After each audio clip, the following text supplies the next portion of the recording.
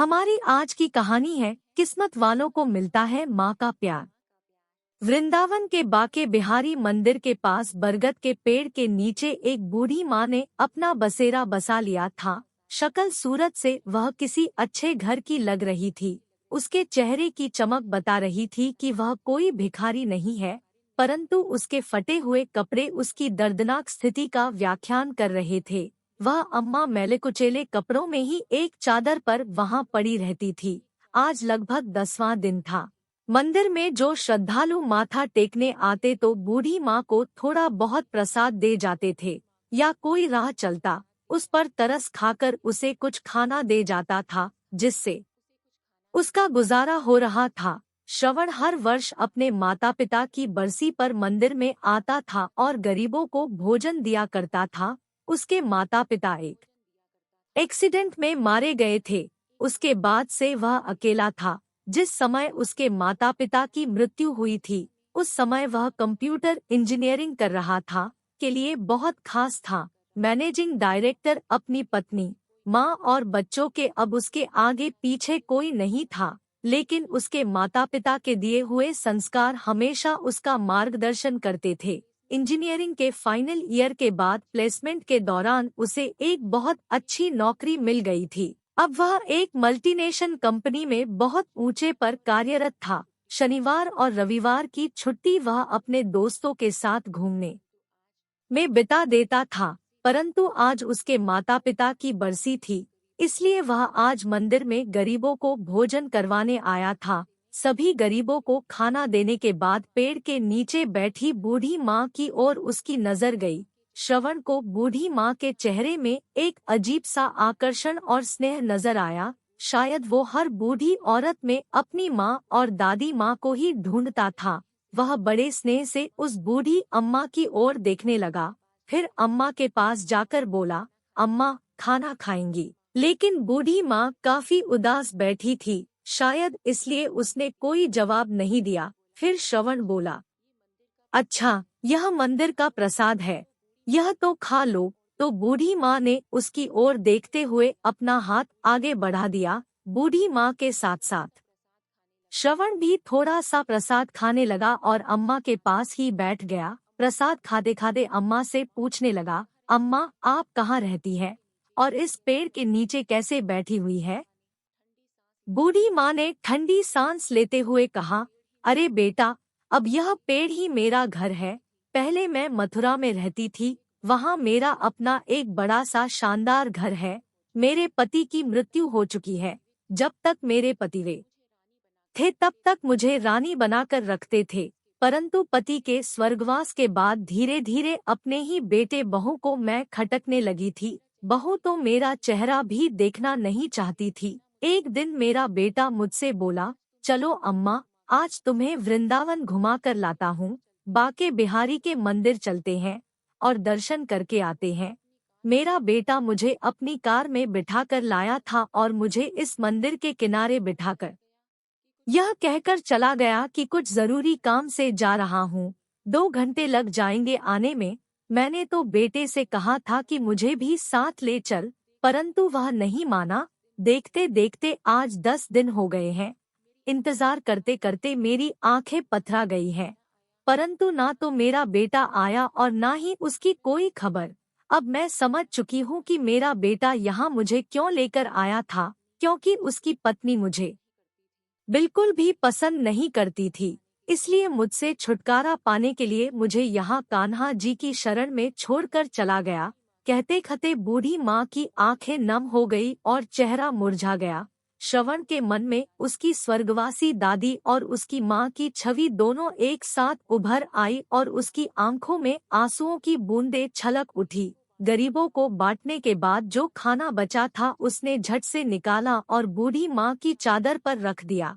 एक निवाला तोड़ा और अम्मा के मुंह में डाला और खुद भी खाने लगा। उसे ऐसा एहसास हो रहा था कि मानो वह अपने किसी परिवार के साथ बहुत बहुत धन्यवाद के सदस्य के साथ खाना खा रहा हो। वह अम्मा के साथ कुछ देर वहीं बैठकर बातें करता रहा। अपने माता पिता की मृत्यु के बाद एकदम अकेला सा पड़ गया था। बिना अपने माता पिता के उसे अपना घर काटने को दौड़ता था। इसलिए वह अपने घर में रहना ज्यादा पसंद नहीं करता था। किसी किसी दिन तो वो अपने घर में कदम तक नहीं रखता था। दोस्तों के साथ घूमकर अपने दर्द को कम करने की कोशिश करता था। परंतु आज जब बूढ़ी माँ से थोड़ी देर के लिए उसने बातचीत की तो उसे एक अपनापन सा महसूस हुआ। उसने अम्मा से पूछा, अम्मा क्या आप मेरे साथ मेरे घर पर चलोगी? तो बूढ़ी माँ ने कहा, बेटा जब मेरा अपना खून, मेरा अपना बेटा ही, जिसे मैंने जन्म दिया और पाल पोस कर बड़ा किया, जब वही मुझे नहीं रख सका तो तू मुझे अपने घर में ले जाकर क्या करेगा?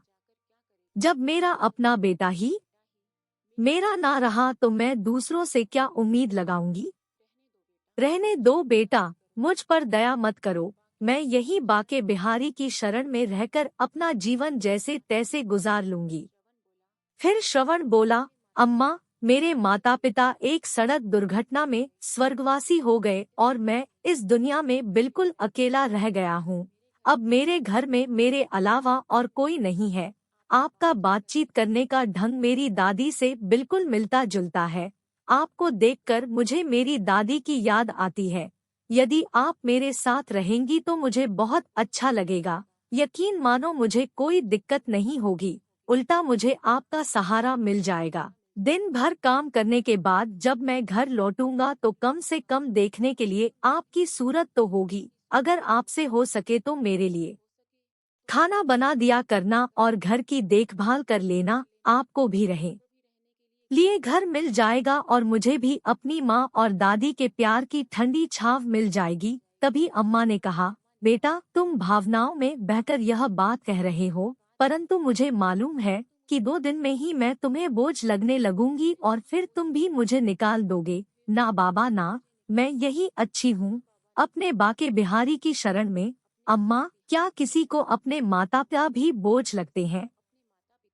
हाँ, दुनिया में कुछ लोग ऐसे हो सकते हैं, परंतु सारे तो नहीं। अम्मा जिसके सिर से माँ बाप का साया हट जाता है वह कितना अकेला रह जाता है, मुझसे बेहतर कौन जानता होगा। मेरी दादी भी आपकी तरह बहुत प्यारी थी और मेरे माता पिता ने उनका बहुत ख्याल रखा था।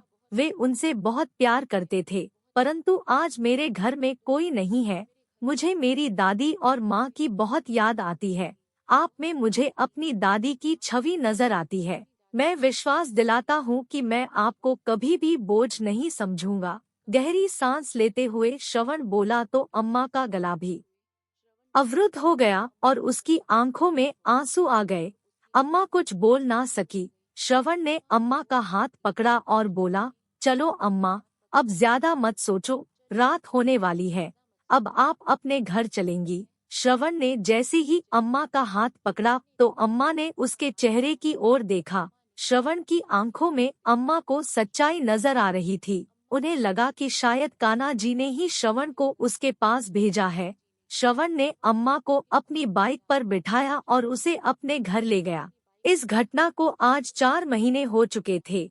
श्रवण अब नियमित समय पर घर लौट आता था और अम्मा उसके लिए खाना बनाकर उसके आने की प्रतीक्षा करती थी। जब वो थककर सो जाता था तो उसके सिर पर स्नेह भरा हाथ रखती थी। सुबह सुबह श्रवण के उठने से पहले ही अम्मा कान्हा जी की पूजा कर लिया करती और श्रवण का नाश्ता बनाकर रख देती।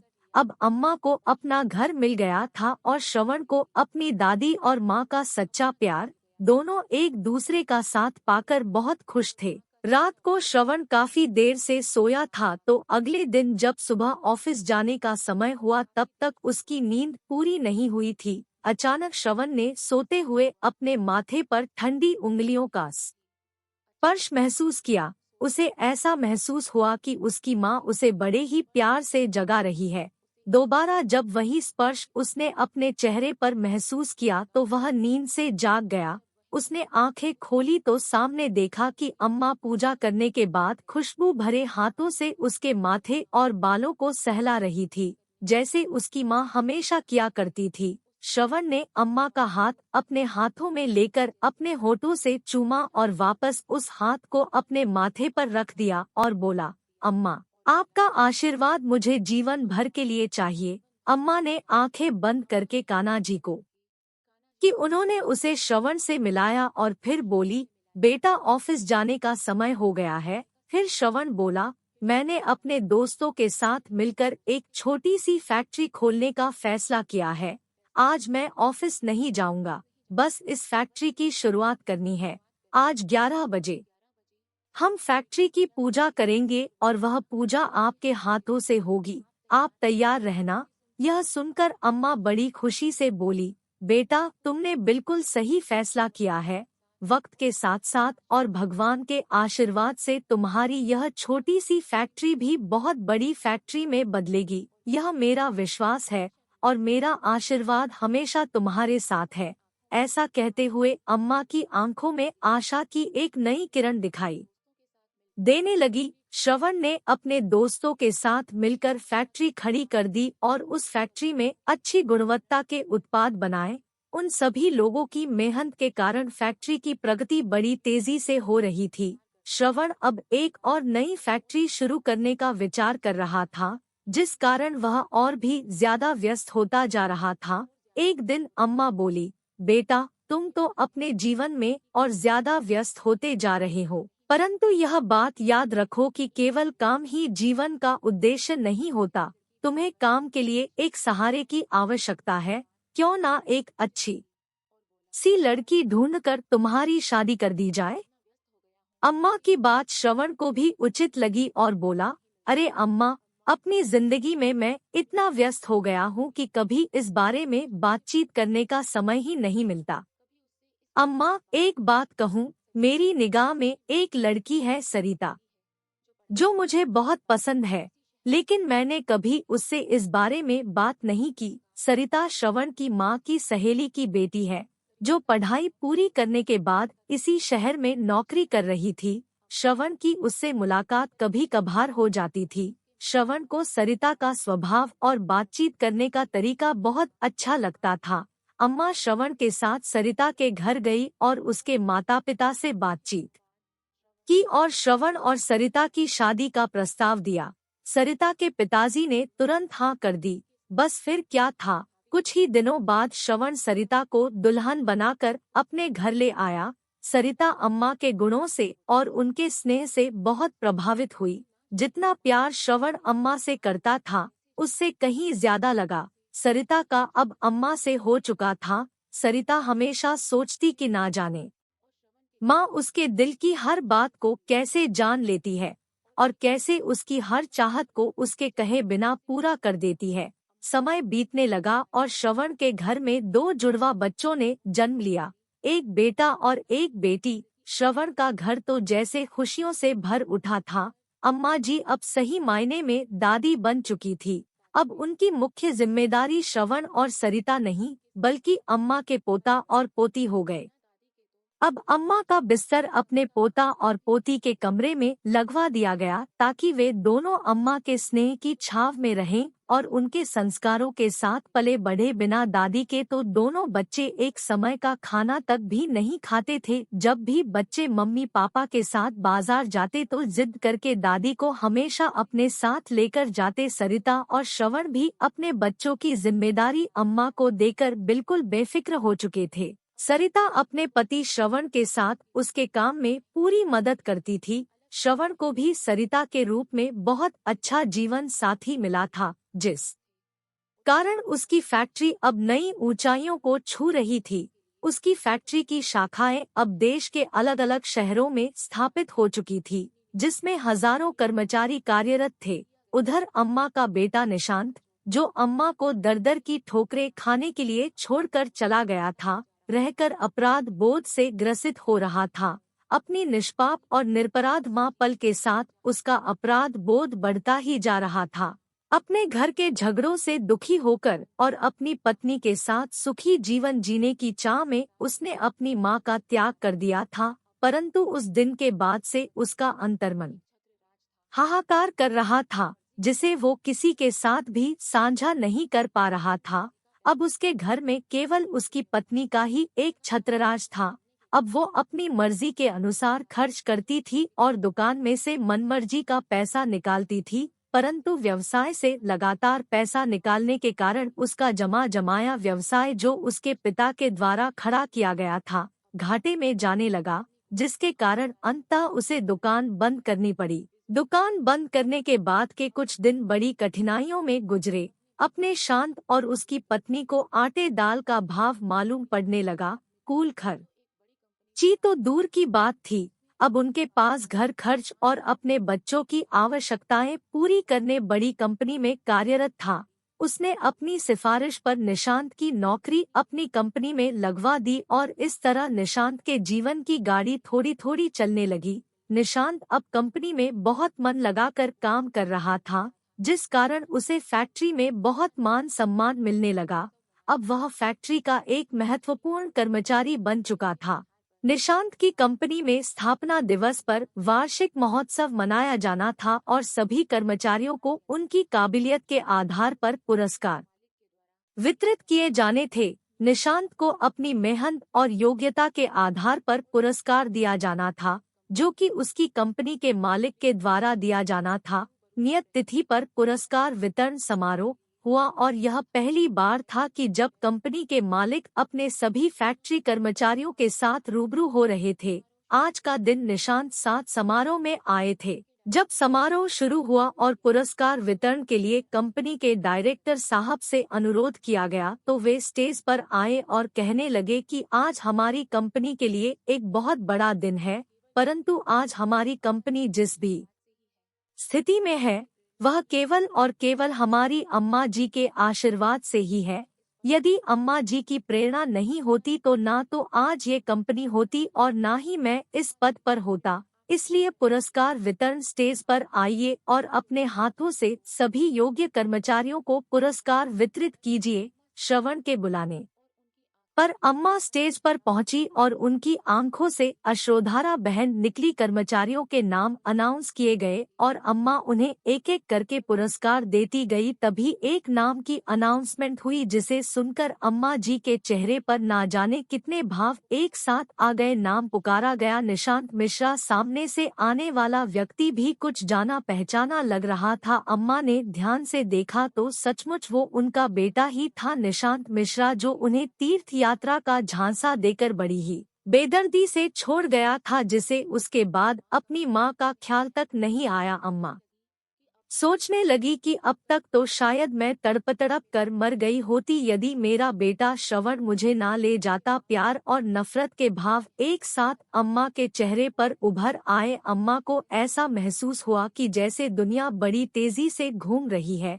बड़ी मुश्किल से उन्होंने स्वयं को संभाला और किसी अपरिचित की तरह निशांत को पुरस्कार थमा दिया और अपना मुंह दूसरी तरफ फेर लिया। निशांत ने ध्यान से देखा कि पुरस्कार देने वाली महिला कोई और नहीं, उसकी अपनी माँ थी। देखते ही उसके पसीने छूटने लगे और वह अपनी माँ के पैरों में गिर पड़ा। उसे विश्वास नहीं हो रहा था कि उसकी माँ, जिसे उसने दर-दर की ठोकरें खाने लिए छोड़ दिया था, आज इतने बड़े साम्राज्य की मालकिन है। निशांत ने अपनी माँ से हाथ जोड़कर माफी मांगी और कहा कि माँ, अब आप मेरे साथ चलेंगी, अपने घर चलेंगी। कैसा घर, कैसी माँ? मेरा बेटा तो उसी दिन मर चुका था, जिस दिन वह मुझे मंदिर के बाहर छोड़कर चला गया था। आज ना तो मैं तुम्हारी माँ हूँ, ना ही तुम मेरे बेटे, कहकर अम्मा जी पुरस्कार वितरण को बीच में छोड़कर अपनी कुर्सी पर जाकर बैठ गई। निशांत माफी मांगता रहा, लेकिन अम्मा ने उसकी तरफ देखा तक नहीं और श्रवण के साथ घर वापस चली गई। कभी निशांत अपनी माँ का बहुत लाडला हुआ करता था, लेकिन अपनी पत्नी के बहकावे में आकर वह अपनी माँ के साथ बहुत बुरा सलूक करने लगा। उन बातों को अम्मा कभी नहीं भूल सकती थी। उधर निशांत को यकीन नहीं हो रहा था कि जिस कंपनी में वह काम करता था, उस कंपनी की मालकिन दरअसल उसकी माँ थी। आज इस माँ के हाथों से उसे पुरस्कार मिला तो उसका सिर चकरा गया। माँ के द्वारा उसकी घोर अपेक्षा और पाप कर्मों के कारण उसके दिल में ना जाने कितने ही घाव हो चुके थे। हर पल उसे अपनी माँ की याद सता रही थी। अपनी करतूत उसे झकझोर रही थी और नासूर बनकर उसे लगातार चोट पहुँचा रही थी। एक दिन रविवार को जब उसके ऑफिस की छुट्टी थी तो वह अपनी पत्नी नीता को लेकर स्कूटर पर राधा रानी के मंदिर दर्शन करने के लिए गया। राधा कृष्ण की मूर्ति के सामने हाथ जोड़कर खड़ा हुआ तो उसे ऐसा लगा जैसे भगवान भी कुटिल दृष्टि से उसके द्वारा किए गए घोर पाप के लिए उस पर हंस रहे थे। घबराकर उसने आंखें खोली। पूजा पाठ करके मंदिर से आते हुए अपराध बोध के कारण उसकी मानसिक स्थिति बिगड़ी हुई थी, जिस कारण उसे सामने से आता हुआ ट्रक भी नजर नहीं आया और तेज धमाके के साथ स्कूटर ट्रक से टकरा गया। वे दोनों बड़ी बुरी तरह से घायल हो गए। निशांत की स्थिति गंभीर बनी हुई थी। उसके पैर की हड्डी टूट चुकी थी और उधर उसकी पत्नी नीता को पैरालिसिस हो चुका था। वह उठने और चलने में असमर्थ थी। जब उसे होश आया तो दहाड़े मार मार कर रोने लगी।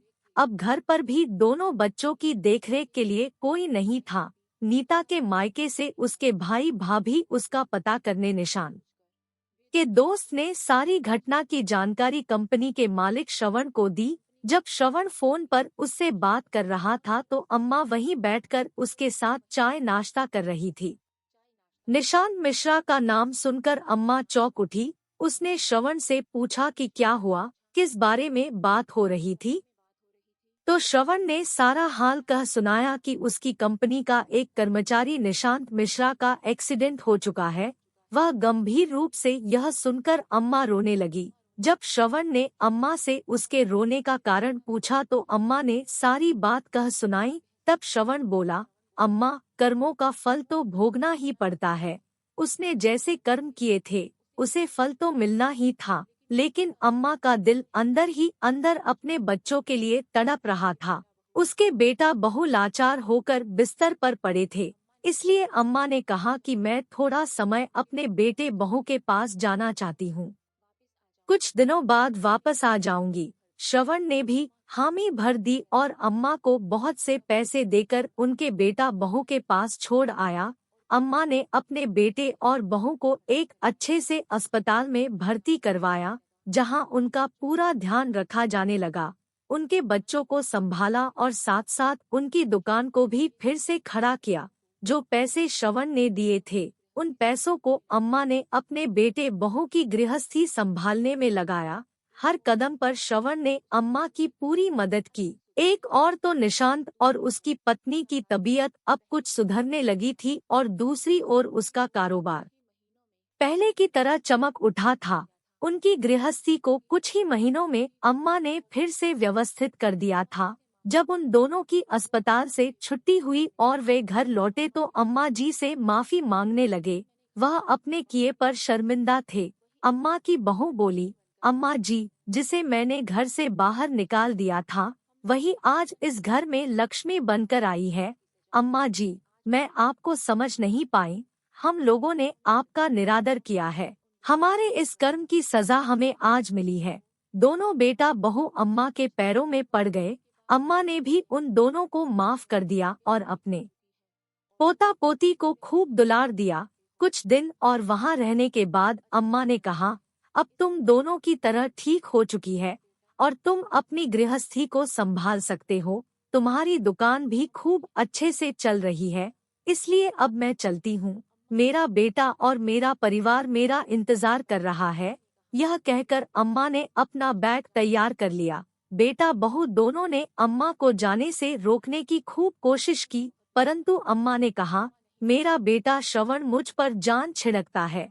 अब वही मेरा बेटा है, इसलिए मुझे जाना होगा। उन दोनों ने बहुत मनाया परंतु अम्मा नहीं रुकी और बेटे के घर के लिए चल दी बाहर। श्रवण अम्मा को लेने के लिए गाड़ी में पहले ही पहुंच चुका था। किसी ने बिल्कुल सही कहा है, यह दुनिया है तेज धूप, वह तो बस छाव होती है। स्नेह से सजी ममता से भरी माँ तो बस माँ होती है। दोस्तों, आपको यह कहानी कैसी लगी लाइक और कमेंट करके जरूर बताएं और चैनल को सब्सक्राइब करना बिल्कुल ना भूले। मिलते हैं एक नई कहानी।